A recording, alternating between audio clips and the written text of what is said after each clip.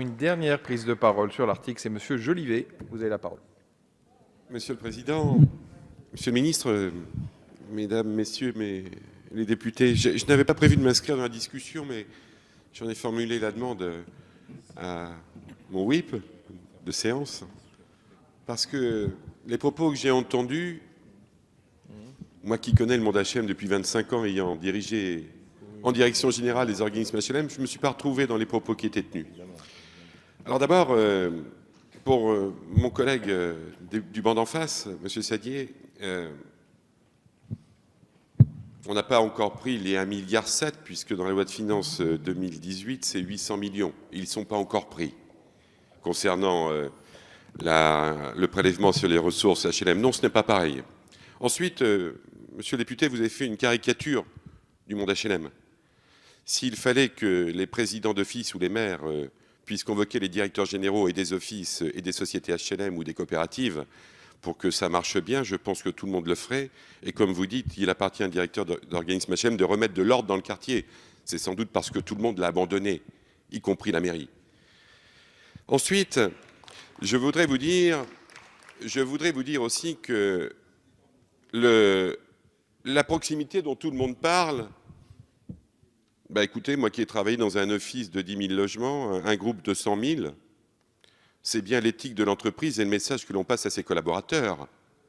Ce n'est pas parce que le chef est à Paris, à Nantes ou à Lyon que le locataire HLM de Châteauroux n'aura pas son ampoule changée si les instructions et le management fait son boulot. Si le management fait son boulot. Ce que je veux dire aussi, parce que c'est déjà le cas, mon cher collègue député. Continuez, Monsieur Jolivet, je vous en prie. Ce que je veux vous dire aussi, c'est que si les petits offices ou les petites sociétés HLM sont la garantie de la proximité, mon collègue Stéphane Peu, qui en a rassemblé 6 qui étaient petits, pour autant qu'on fait de grandes choses après rassembler, mais pour autant leur proximité du terrain n'avait pas augmenté la qualité de service rendu, puisque le rapport qui les concernait démontrait qu'il fallait faire un exercice particulier sur ce sujet. Donc je crois que ce conservatisme dans lequel nous sommes, lorsque l'on parle de conservatisme dans les propos, j'ai l'impression que c'est l'opposition à l'article 25 qui les porte. Moi je pense aujourd'hui que les organismes HLM ont besoin de se rassembler, non pas parce qu'il y a l'article 152 de la loi de finances, et avant qui s'appelait 52, c'est qu'aujourd'hui, la nature des engagements financiers auxquels ils doivent faire face, et notamment les organismes HLM qui agissent en territoire détendu, tous les dirigeants vous disent que l'article 52 de la loi de finances précipite les choses. Puisqu'en fait, n'ayant pas de politique d'aménagement du territoire dans notre pays, vous avez aujourd'hui des territoires qui se vident et des organismes HLM qui financièrement ne pourront pas tenir. Je voudrais aussi vous dire, mes chers collègues, que la direction d'un organisme HLM et l'éthique que conduisent les directeurs et leurs équipes, leur raison d'être, c'est la proximité. Et lorsqu'on travaille dans un grand groupe et qu'on est une société HLM avec une agence dans un territoire, le travail est exactement le même que si on est dans la société HLM qui a son siège dans le territoire. Et ne faites pas dire aujourd'hui que l'organisme HLM qui travaille sur l'Indre et la Creuse ou la Haute-Vienne n'est pas proche de ses locataires. C'est faux, c'est déjà le cas aujourd'hui. Et c'est bien un office, une société qui est dans un grand groupe. Ne dites pas que aujourd'hui, le groupe en Aquitaine très connu, qui intervient sur 6 départements, n'est pas proche de ses locataires. Ne faites pas croire cela. La proximité, c'est d'abord le management et les hommes qui constituent les organismes. Après, on dit, et j'entends un procès sur « ça va être très gros, ça va être très loin ». Parce que vous croyez que c'est le statut aujourd'hui qui fait la qualité de service?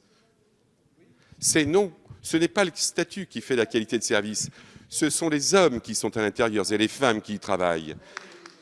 Et comment peut-on imaginer de faire croire aux Français, mes chers collègues, que parce qu'on a une adresse, parce que nous avons une adresse où le siège de l'office est situé, nous sommes mieux traités que si c'est une société qui est dans un autre département ou dans une société de coordination HLM. Vous savez, la société de coordination HLM, ça s'appelait avant une société de coopération HLM. C'était une manière pour des organismes HLM qui avaient une problématique commune de pouvoir se rassembler. Alors là, on l'a baptisé société de coordination. Et qu'est-ce qu'on va y trouver? On ne va pas y trouver la gestion de proximité là-dedans. On va y trouver des fonctions support. Et que je sache, les locataires ne sont pas en proximité avec les fonctions support des organismes HLM. La seule réserve que je ferai, et c'est sans doute là où il faudra qu'on travaille, c'est que vous savez, il y a des organismes HLM, et là je l'ai dit dans la discussion générale sur le projet de loi, nous avons des organismes HLM qui aujourd'hui, dont personne ne voudra peut-être dans les sociétés de coordination, qu'elles soient d'ailleurs ESH ou Office.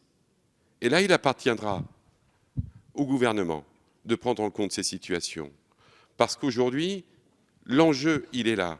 Mais est-ce que cet enjeu, il est conséquence de la loi de finances? Non, c'est déjà le cas aujourd'hui pour ces organismes HLM.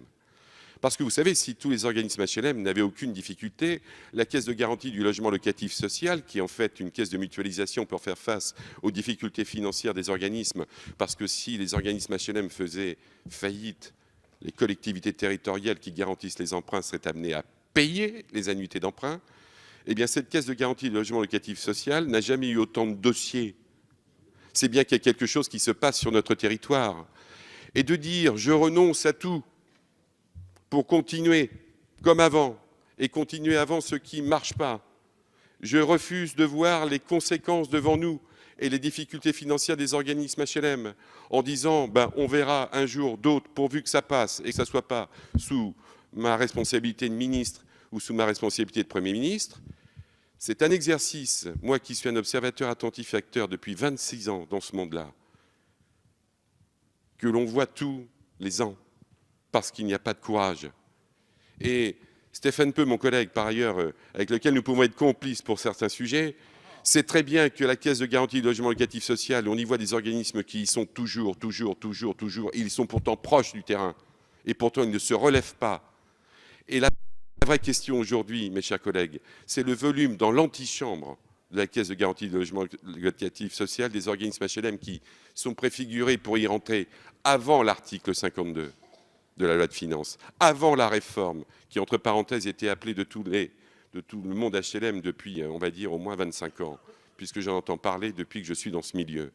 Donc, vous savez, moi, j'ai l'impression que le conservatisme, l'immobilisme, c'est de refuser de voir les problèmes.